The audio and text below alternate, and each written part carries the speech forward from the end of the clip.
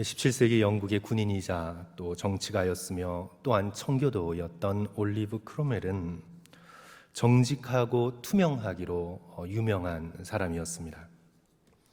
이제 초상화를 그릴 때의 일화가 잘 알려져 있는데요. 화가가 그의 초상화를 그리게 되었는데 실물보다 훨씬 더 멋있게 그린 것입니다. 보통 화가는 그렇게 초상화를 그려야 합니다. 실물보다 훨씬 멋있게 그려야 합니다. 그래서 이 얼굴에 난 큰 사마귀 그리고 점 이런 걸 모두 빼고 아주 깨끗한 피부에 빛나는 눈, 그렇게 초상화를 그렸습니다. 그러니까 오늘날로 말하자면 포토샵 처리를 한 거죠. 그래서 그 초상화를 보는 사람마다 너무나 멋있게 그리고 흠없이 정말 잘 그렸다고 말했습니다. 그런데 당사자인 올리버 크롬웰은 그 초상화를 그린 화가에게 엄히 꾸짖었습니다. 그 화가의 이름이 릴리인데요. 릴리 화가님, 제가 정중히 부탁을 드립니다. 당신의 예술적 능력을 잘 활용하여서 나를 있는 그대로 그려주십시오.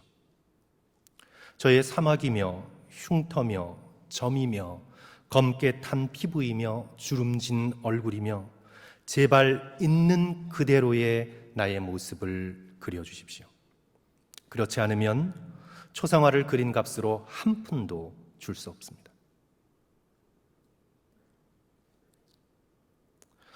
성도 여러분, 사람들은요, 자기 있는 모습 그대로를 받아들이는 것이 쉽지 않습니다. 내가 나 자신의 있는 모습 그대로를, 연약하면 연약한 모습 그대로, 상처받았으면 상처받은 모습 그대로, 실수하고 넘어졌으면 그런 흉터 있는 나의 인생 그대로를 내가 다독거려주고 받아들여주기가 쉽지 않습니다. 또 그런 자신의 모습을 꾸미지 않고 사람들에게 내보이는 것은 더더욱 쉽지 않습니다. 차라리 있는 그대로의 모습을 내보이느니 없는 것처럼 숨어 지내고 싶어 합니다.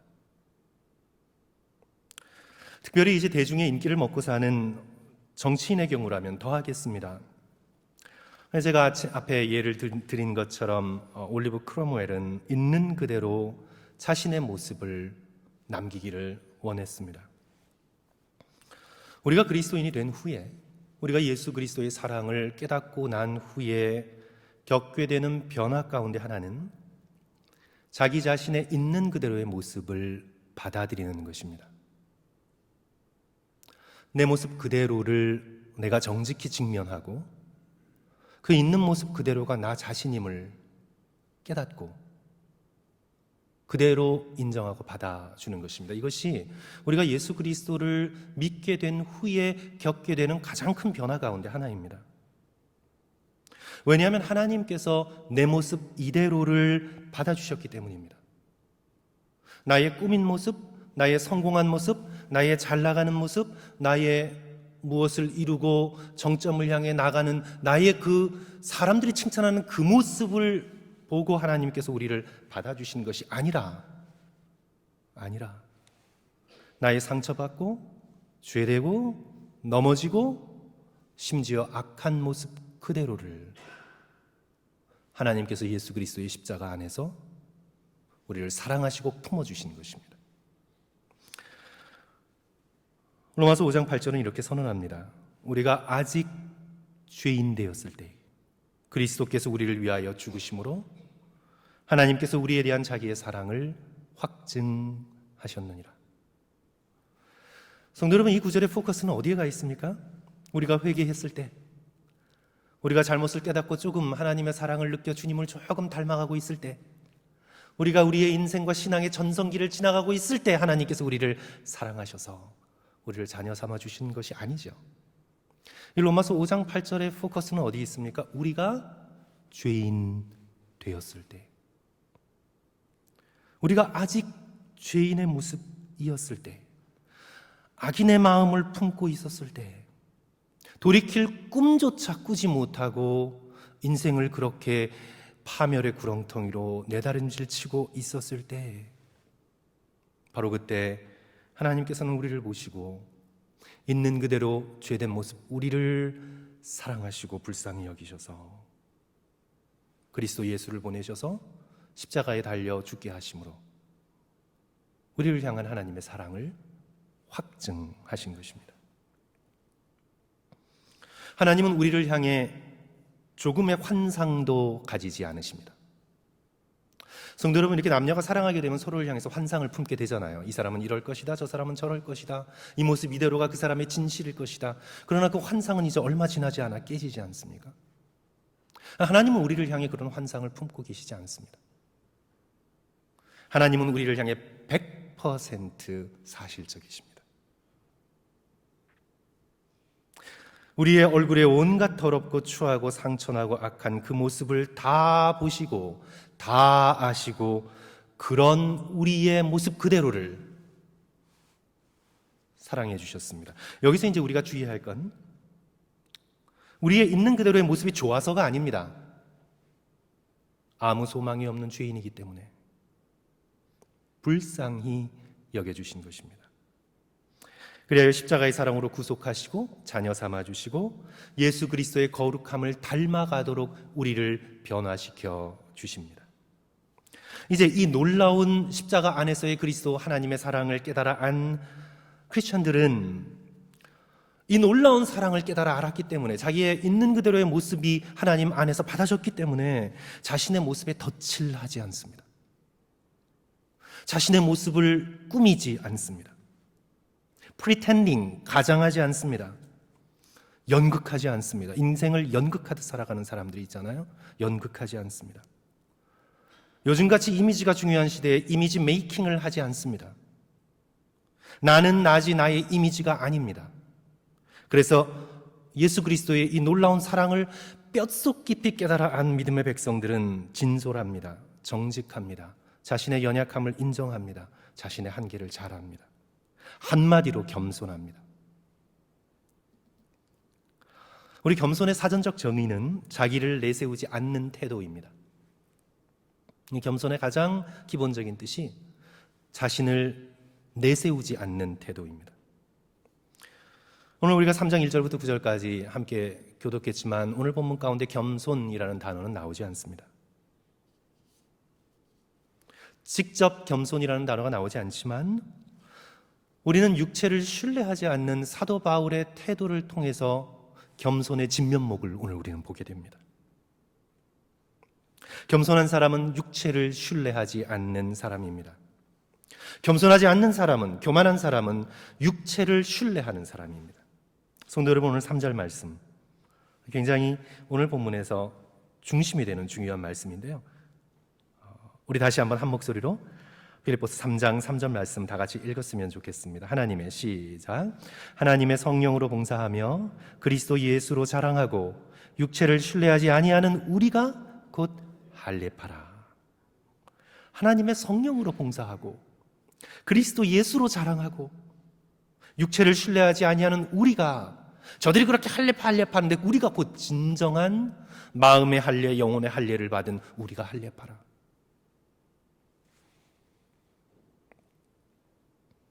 그리스도인들은 육체를 신뢰하지 않는다는 말씀이죠. 하지만 복음을 깨닫지 못한 자들은, 아니 복음을 깨닫다고 생각하지만 진정으로 마음으로 믿어 거듭나 구원받지 않은 외면적 종교인들은 육체를 신뢰합니다. 그리고 그런 자기를 드러내기 위하여 종교 생활을 합니다. 사도 바울 자신이 다메섹 도상에서 부활하신 예수 그리스도를 인격적으로 만나기 이전에 자신의 삶이 바로 육체를 신뢰하는 삶이었다고 고백합니다. 그것이 이제 4절 이후에 나와 있는 사도 바울의 고백이죠. 4절 말씀 성도 여러분 봅니다. 그러나 나도 육체를 신뢰할 만하며 만일 누구든지 다른 이가 육체를 신뢰할 것이 있는 줄로 생각하면 나는 더욱 그러하다. 나는 더욱 그러한 삶을 살았다라고 고백하고 있습니다. 여기서 육체란 우리의 그냥 이런 몸, 바디만을 얘기하는 것이 아니라 육체, 플래시.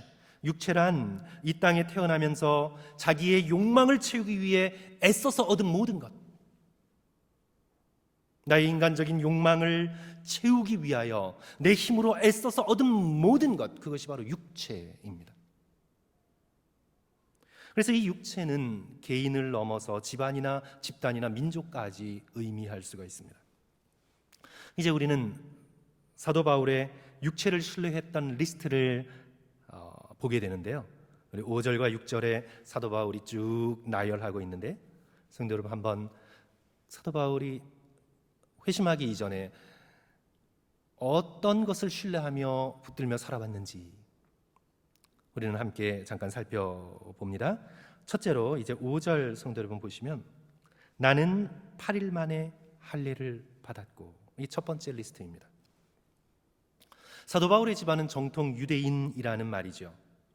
그러니까 자기만 신앙이 좋았던 것이 아니라 부모님 역시 신앙이 좋았다는 것을 말하고 있는 것입니다. 부모님 역시 모세 율법을 문자적으로 순종하고 지키어 태어난 지 8일 만에 남자아이를 할례를 시켰다는 말입니다. 그러니까 집안 대대로 종교적인 명문가였음을 사도 바울이 자랑하고 있습니다. 이제 둘째, 나는 8일 만에 할례를 받고 그 다음에 뭐죠? 이스라엘 족속이다. 나는 이스라엘 게노스, 이스라엘 족속, 이스라엘 인종이다. 레이스라는 뜻인데요. 게노스, 이스라엘 족속이다. 즉 자기는 이스라엘 족속, 자기의 몸에 이스라엘의 피가 흐르고 있는 진짜 이스라엘 족속이다. 나는 타민족과 섞였거나 또는 귀화하여서 엄마만 이스라엘 사람, 아빠만 유대인, 그런 사람이 아니라 내 속에 이스라엘의 순수한 혈통, 피가 흐르고 있는 순수 혈통을 지닌 나는 이스라엘 게노스, 이스라엘 민족이다. 이스라엘의 역사를 보면 유다가 기원전 587년 패망한 이후에 한 번도 나라를 이루지 못하고, 물론 잠깐 100년 동안 대제사장이 통치하는 하스모니안 왕국이라는 나라를 이루긴 이뤘습니다. 그런데 다윗의 왕국을 한 번도 이루지 못하고 이방 땅에서 그들은 유랑 생활을 하면서 살았습니다. 그리하여 많은 경우 혈통이 섞였습니다. 그러나 사도 바울의 집안은, 사도 바울이 지금 이렇게 고백하고 있는 것입니다. 우리는, 나의 집안은, 내 혈관에는 이스라엘 사람의 순수 혈통, 순수 피가 흐르고 있다. 자기의 피를 자랑하고 있는 것입니다. 셋째로 또 그가 의지하고 있었던 것은, 나는 8일 만에 할례를 받고 이스라엘 족속이요, 그 다음에 뭡니까? 베냐민 지파다. 이 베냐민 지파에 대한 자부심이 대단했습니다. 굉장히 특별한 지파였습니다. 북이스라엘 10지파가 모두 다윗 가문에서 떨어져 나가 자기 마음대로 왕을 세우고 하나님의 영원한 약속에서 떨어져 나가는데, 오직 베냐민 지파만은 유다와 함께 하나님께서 다윗을 통해 허락한 영원한 언약을 받고 지키는 족속이 되었습니다. 또한 베냐민 지파는 이스라엘 민족의 초대 왕이었던 사울을 배출한 지파였습니다. 그래서 사도 바울의 히브리식 이름이 뭐죠? 사울입니다. 사울입니다. 특별히 열심히 있었던 지파, 베냐민 지파에 대한 자부심이 굉장했습니다. 그래서 나는 베냐민 지파다. 이스라엘 족속 중에도 나는 베냐민 지파다. 그 다음에 넷째로 그가 또한 자랑하고 있는 것은 뭡니까? 나는 히브리인 중에 히브리인이다. 한마디로 히브리어를 말할 수 있는, 히브리어를 지키고 쓰고 말하며 그렇게 해왔던 그런 가문 집안이라는 거죠. 말씀드린 것처럼 유대 민족은 나라 없이 600년 가까이 제국의 지배를 받았습니다. 바벨론에 흩어져 살았고, 이집트에 흩어져 살았고, 또 알렉산더 이후로는 로마 제국 쪽으로 이제 쭉 흩어져 살게 되었습니다. 그래서 그들은 모국어인 히브리어를 잃어버렸습니다. 유대 땅에 남은 소수의 유대인들만이 히브리어를 지켰습니다.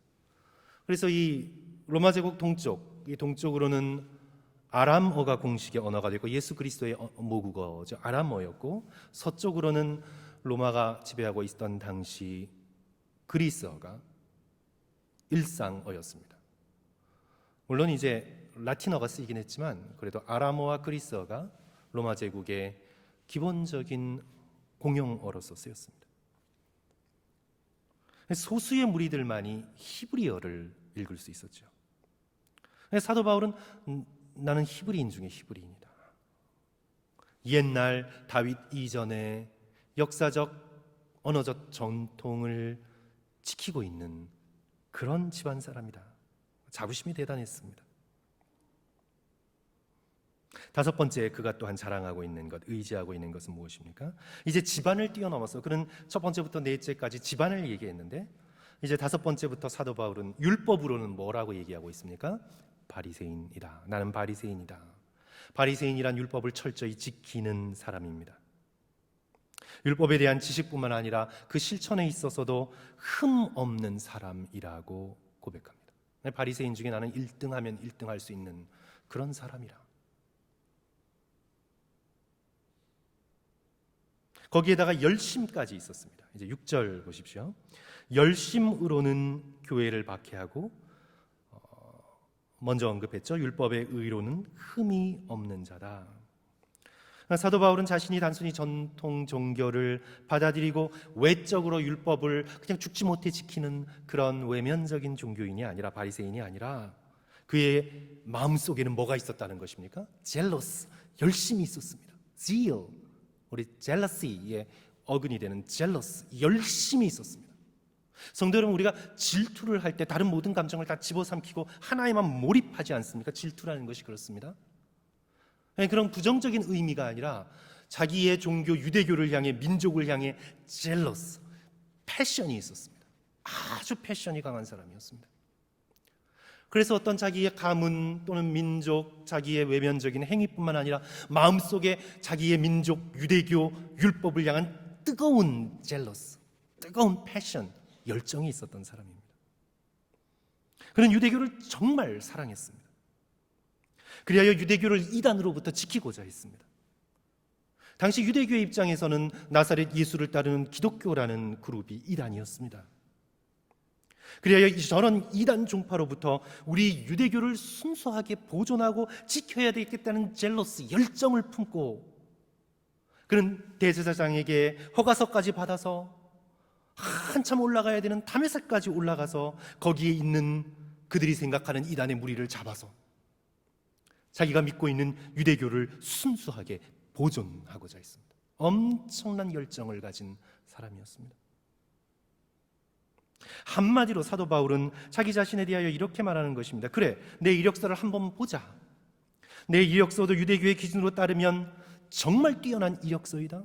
성도 여러분, 우리 가운데 이력서를 자랑하실 분 계십니까? 여기? 내 이력서가 여기 있는 모든 사람 중에서 1등이다. 자신 있게 손드실 분들 계십니까? 세상의 기준 가운데. 사도 바울이 지금 그렇게 하고 있는 것입니다. 내 이력서도 유대교의 기준으로 따르면 최고의 이력서 가운데 하나다. 나의 집안부터 현재 모습까지, 거기에 나의 열심까지, 내 이력서보다 더 나은 이력서가 있으면 그래, 한번 가져와 살펴보자. 나도 예수 믿기 전에는 내 이력서를 자랑하며 내 이력을 쌓아가기 위하여 뽐내며 살아왔다. 사람들의 박수 소리를 여태까지 들으며 살아왔고, 앞으로도 더욱 듣게 될 전도 유명한 젊은이였다. 나도 육체를 신뢰할 만하며 그것을 신뢰하면서 살아왔다. 이제 이 7절이 아주 위대한 그러나이죠. 그러나, 이제 이 7절이 굉장히 놀라운 그러나입니다. 그러나, 여기서 이제 대전환을 이루지요. 그러나, 성도 여러분, 7절과 8절 우리 다 같이 한 목소리로 읽습니다. 그러나를 크게 읽어주셔야 돼요. 우리 다 같이 읽습니다. 시작. 그러나 무엇이든지 내게 유익하던 것을 내가 그리스도를 위하여 다 해로 여길 뿐더러 또한 모든 것을 해로 여김은 내 주 그리스도 예수를 아는 지식이 가장 고상하기 때문이라. 내가 그를 위하여 모든 것을 잃어버리고 배설물로 여김은 그리스도를 얻고. 여기서 그러나가 어떤 그러나입니까? 사람들 앞에서 자기 이력서는 최고의 이력서 가운데 하나였습니다. 그래야 그는 자기의 이력서를 가슴에 품고 자신의 육체를 신뢰하며 사람들 앞에 은근히 자랑하며 자기 자신을 드러내며 feel good about himself, 자기 자신에 대하여 feel good, 좋게 느끼면서 기분 좋게 사람들 사이에서 사회생활하면서 인생을 살았습니다. 나는 이 정도 사람이다. 나는 괜찮게 살아가고 있다. 내 집안을 보라. 내 학식을 보라. 거기에 내 열심을 보라. 그래서 그는 사람 앞에 섰을 때 우쭐했습니다. 오늘날 세상 사람들이 그렇게 살아가고 있고, 내가 그렇게 살지 못했으면 자식들이라도 그렇게 살기를 바라면서 우리 자녀들을 교육시키고 있고, 이력서에 한 줄도 올라가기 위해서 부모는 오늘도 노심초사하고. 그러나 이 7절의 그러나가 어떤 그러나입니까? 그러나 이 이력서를 품고 부활하셔서 살아계신 예수 그리스도의 현실 앞에 서니,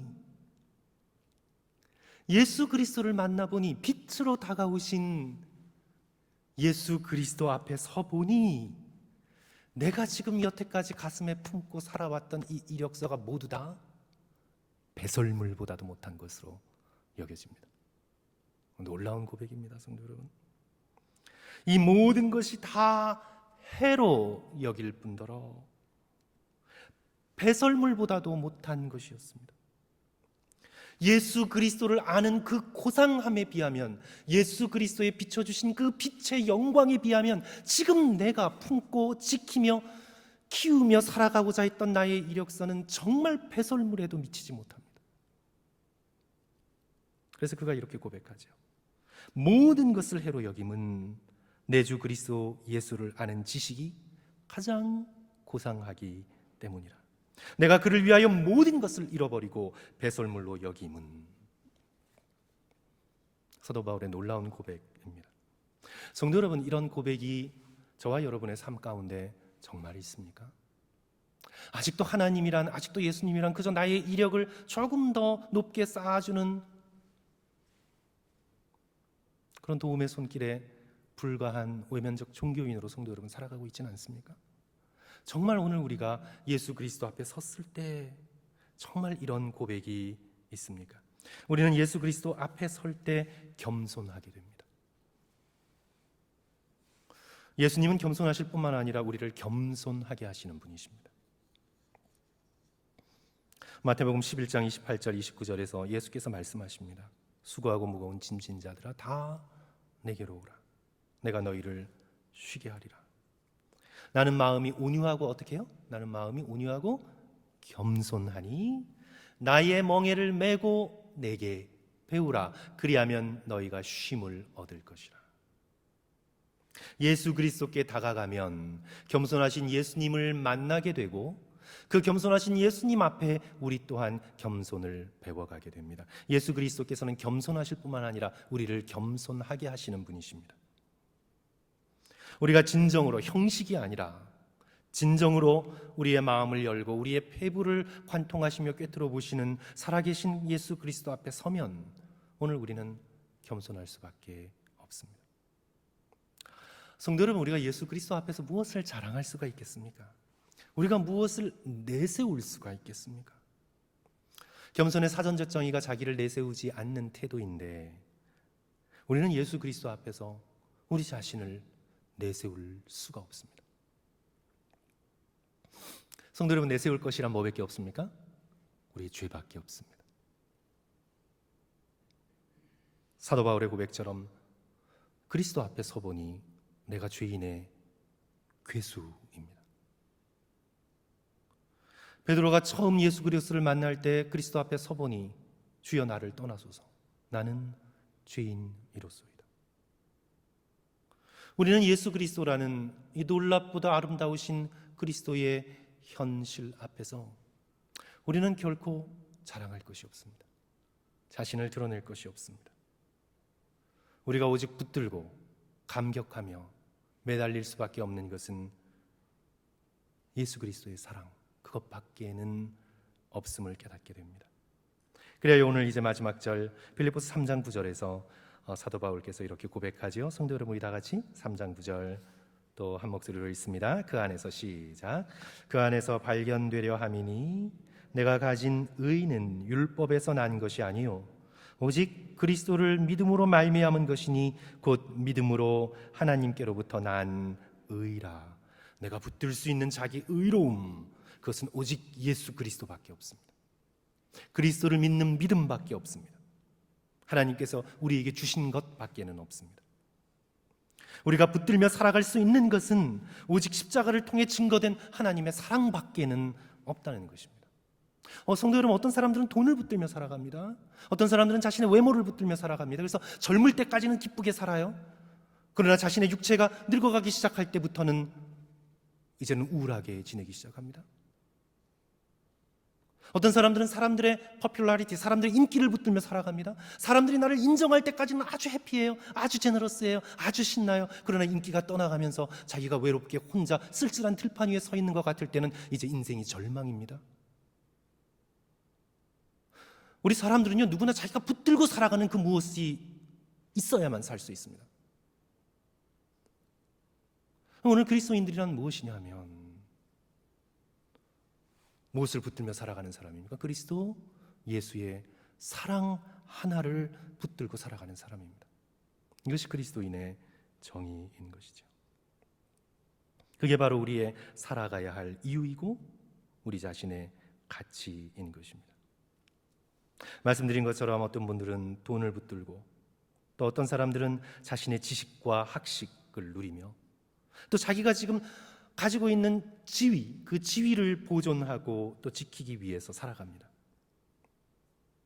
또 어떤 분들은 자기가 좋은 남편, 좋은 아내, 또 좋은 부모이며 좋은 자식이라는 자부심으로 살아갑니다. 이 모든 것들로 자신을 꾸미고 자신을 덧칠하며 자기의 가치를 증명해 보이려고 합니다. 사랑하는 성도 여러분, 돈 자체가 나쁜 건가요? 성공 자체가 나쁜 겁니까? 좋은 부모가 되는 것 자체가 나쁜 건가요? 아니죠. 좋은 것입니다. 그런데 그것들로 자기의 위안을 삼고 자기 자랑을 삼으면 이제 교만해지기 시작합니다. 그렇지 못한 사람들을 판단하기 시작해요, 이제. 그리고 결코 겸손하지 못합니다. 사도 바울의 이전의 삶을 성도 여러분 한번 생각해 보십시오. 성도 여러분, 할례가 나쁜 겁니까? 유대인됨이 나쁜 건가요? 베냐민 지파가 그래서 막 나쁜 겁니까? 히브리어를 안다는 것 자체에 쉬쉬 숨기며 살아가야 합니까? 아니죠. 그 모든 것들이 나쁜 것이 아닙니다. 좋은 것들입니다. 귀한 것들입니다. 하지만 그것으로 자기 위안을 삼고, 나는 이런 집안 출신이니 얼마나 고상한가 생각하고 자기 위안을 삼으면 당연히 사람들에게는 어떤 태도를 취합니까? 비판적이 되죠. 율법을 모르는 사람을 정죄하고 이방인들을 판단하고, 그렇게 예수 그리스도께서 가장 힘들어하셨던 바리새인과 같은 모습으로 살아가게 됩니다. 하나님이 우리에게 주신 좋은 선물이 그것으로 자기 위안을 삼고 하나님 위에 둠으로 인해서 패망의 선봉장 역할을 하게 됩니다. 사도 바울께서 오늘 본문의 말씀을 시작하면서 빌립보 교회에 당부한 것이 바로 이 말씀이었습니다. 우리 2절과 3절 말씀 한번 봅니다. 굉장히 직접적인 표현을 쓰고 있는데, 개들을 삼가라. 개는 유대교의 율법 가운데 아주 부정한 거죠. 개들을 삼가고 행악하지 않은 자들을 삼가고 몸을 상해해서 스스로 금욕적으로 자기 스스로를 학대함으로써 자기가 종교적이라고 생각하는 사람들, 그런 사람들을 삼가라. 그러면 우리는 누구이냐? 이제 우리 자신의 정체성을 잘 드러내 보여주죠. 하나님의 성령으로 봉사하고 예수로 자랑하고 육체를 신뢰하지 않는 우리가 할례반이라. 교회를 타락시키기 위해 호시탐탐 엿보는 무리를 개에 비유했습니다. 이들은 소위 오늘 이 3절의 말씀에 따르면 할례파들이었습니다.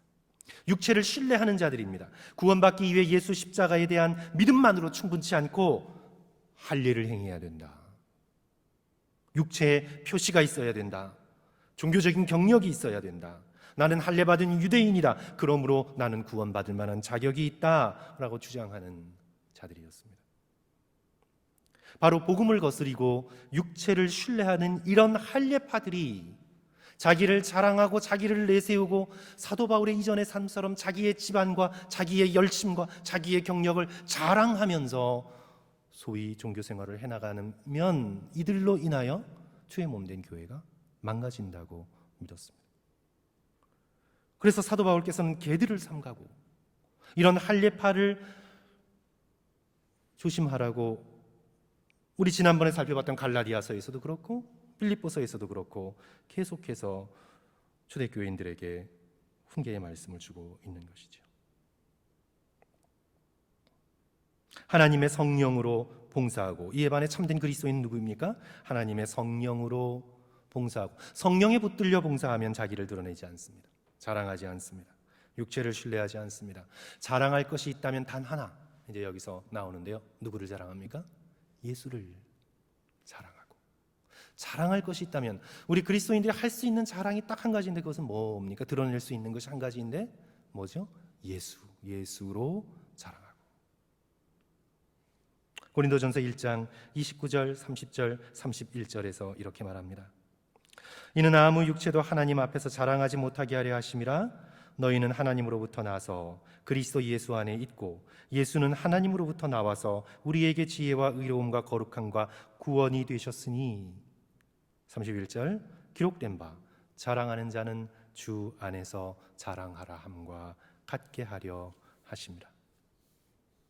그러므로 성도 여러분, 육체를 신뢰하지 않고 자신을 드러내지 않는 겸손을 우리가 함께 훈련하기 위하여, 우리 빌립보서의 주제가 일상에서 예수 그리스도를 따르는 삶이지 않습니까? 예수님을 본받는 삶이니까 우리가 특별히 오늘 이 말씀 겸손이라는 단어가 없지만 사도 바울의 육체를 신뢰하지 않는 이런 태도를 통해서 우리가 어떻게 자신을 드러내지 않는 겸손을 훈련하면서 우리의 신앙생활과 일상생활을 해나갈 수 있을까 고민하고 우리가 3가지 정도를 함께 실천할 수 있으면 좋겠습니다.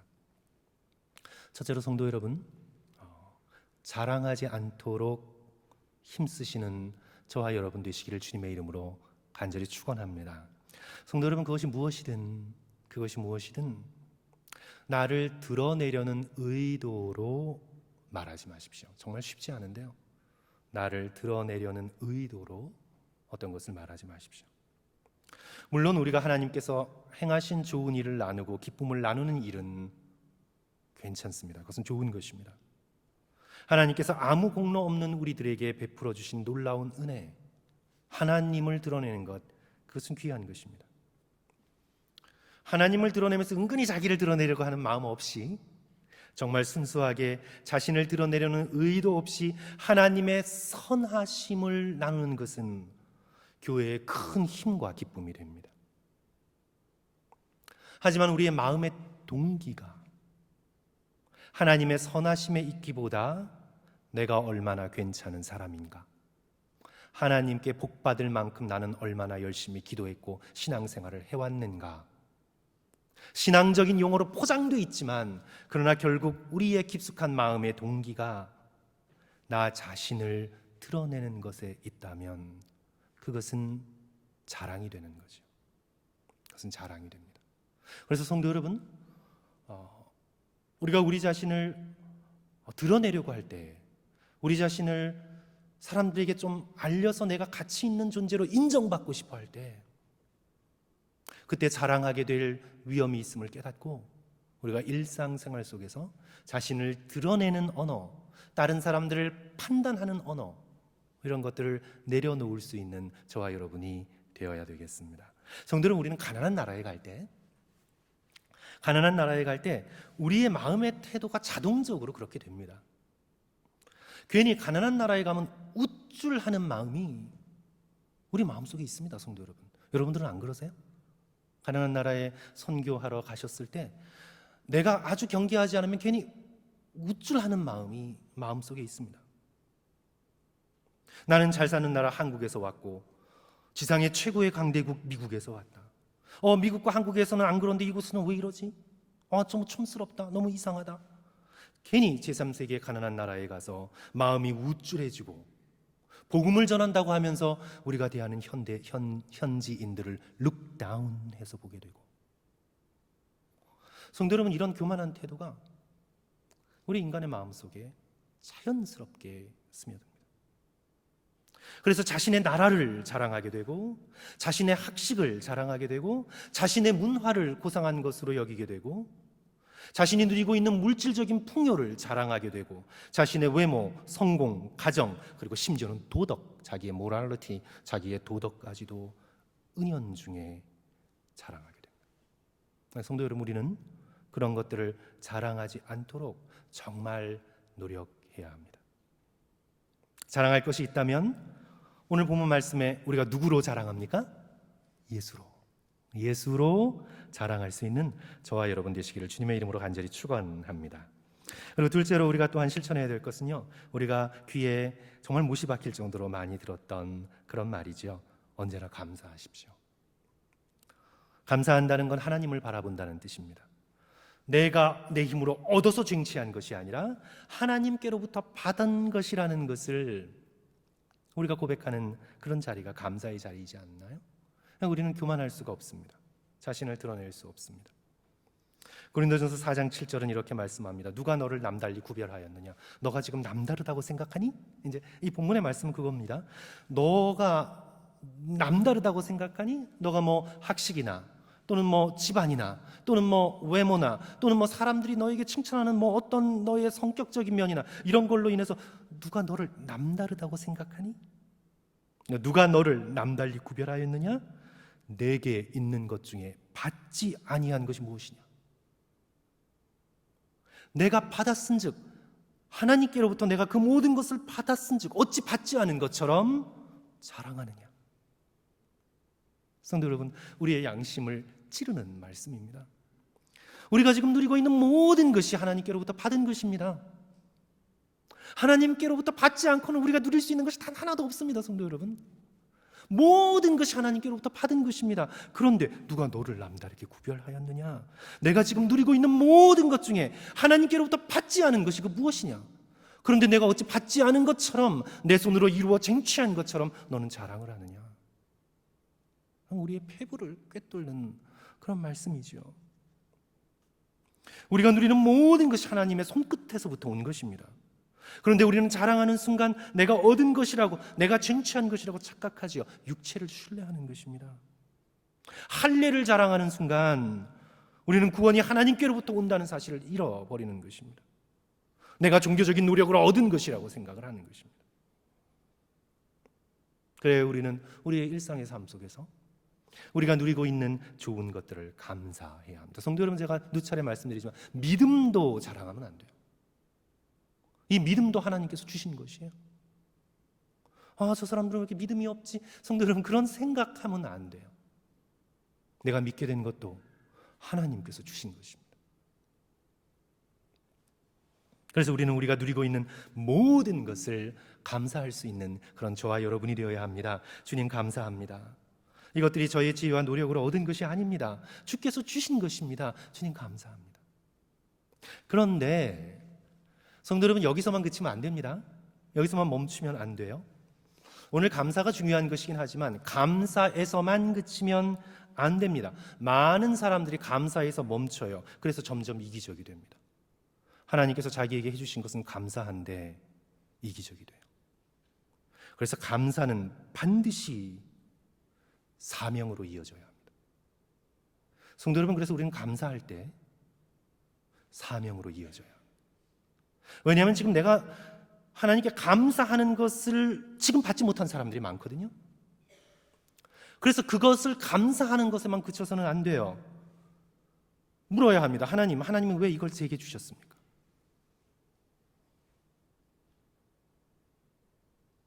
하나님, 제게 건강 주셔서 감사합니다.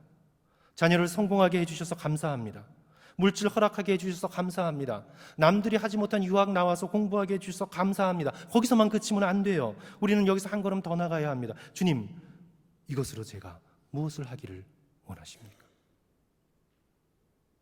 감사는 반드시 사명으로 연결되어져야 합니다. 그렇지 않으면 우리는 하나님이 주신 축복을 이기적으로 사용하게 됩니다. 주님, 이것으로 제가 무엇을 하기를 원하십니까? 주님, 제가 병들었는데 건강 회복해 주셔서 감사합니다. 이제 이 건강으로 주님, 제가 무엇을 하기를 원하십니까? 주님, 학위를 딸 수 있도록 해주셔서 감사합니다.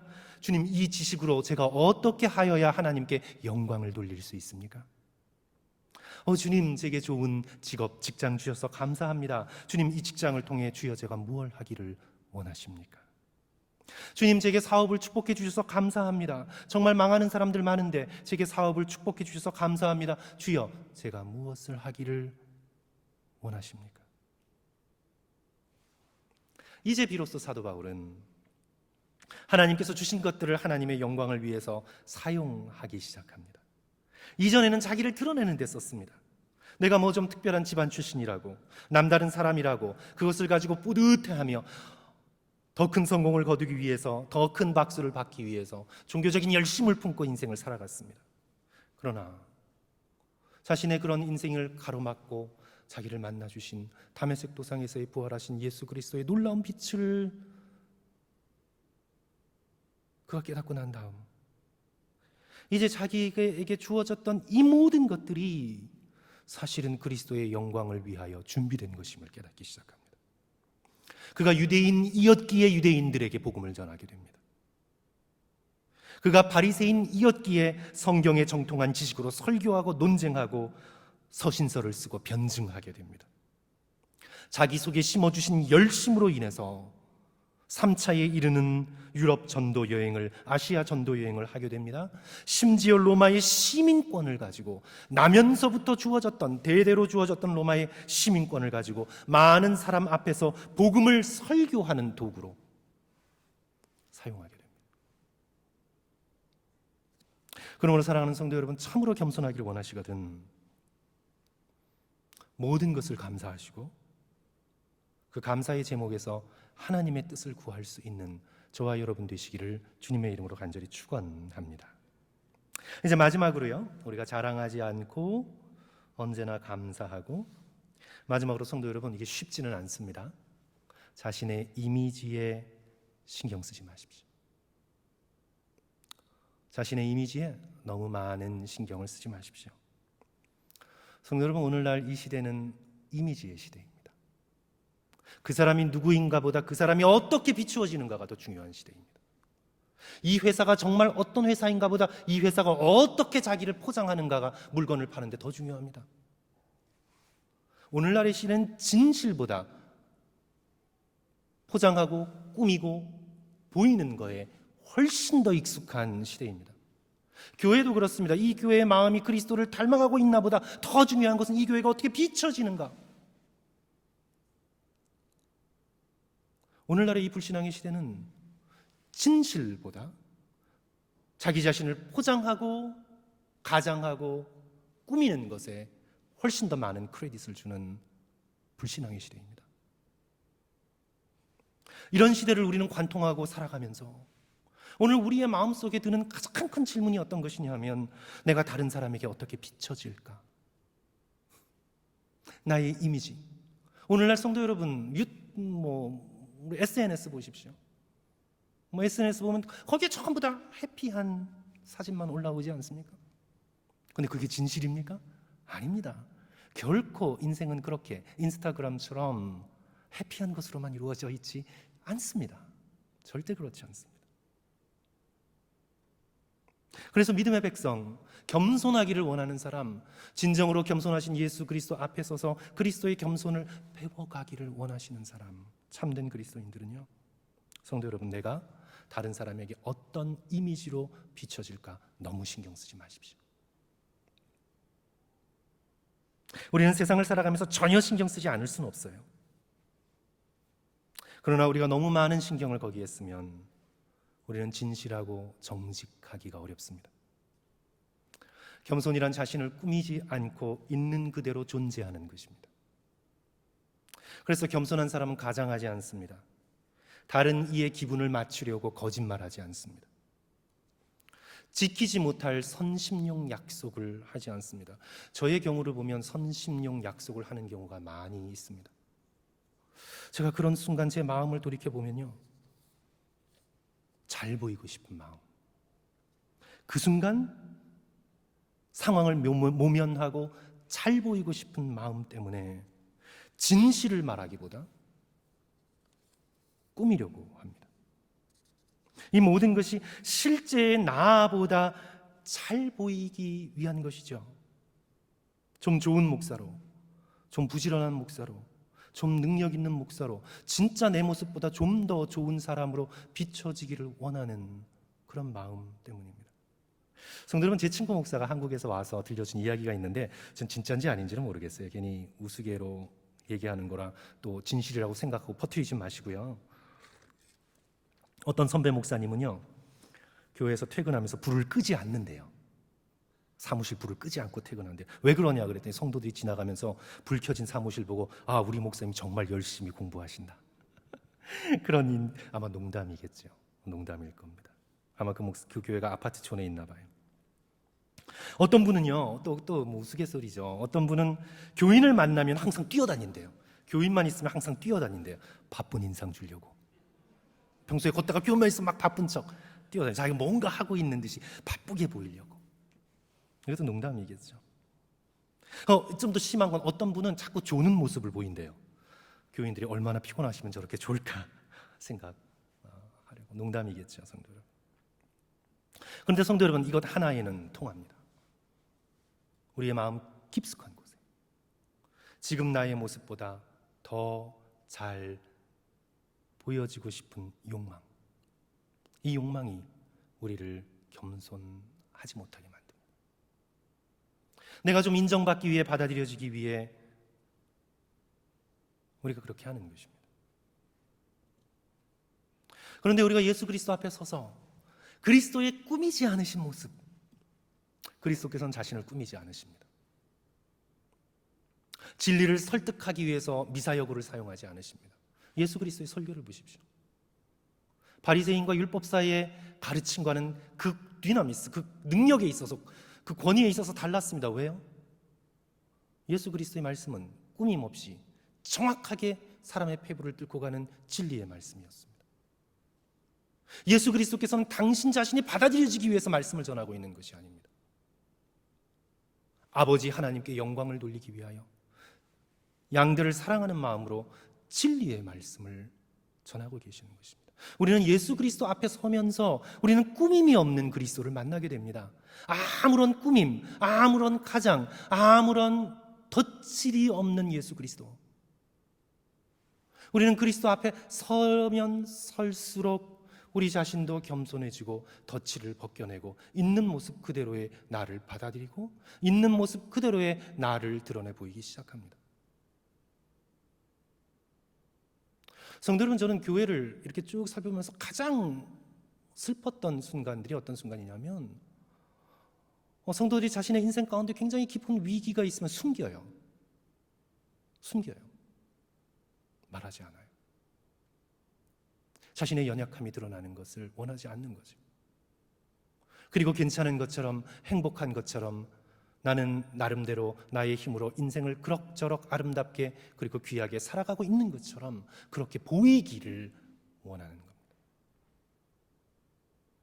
그러나 우리가 예수 그리스도 앞에 서게 되면 그 십자가에서 전혀 꾸밈없이 우리의 모든 죄를 그대로 지신 예수 그리스도 앞에 서면서 우리는 점점 단순하고 점점 순수해지고 점점 정직해지고 점점 소탈해지고 점점 솔직해지기 시작합니다.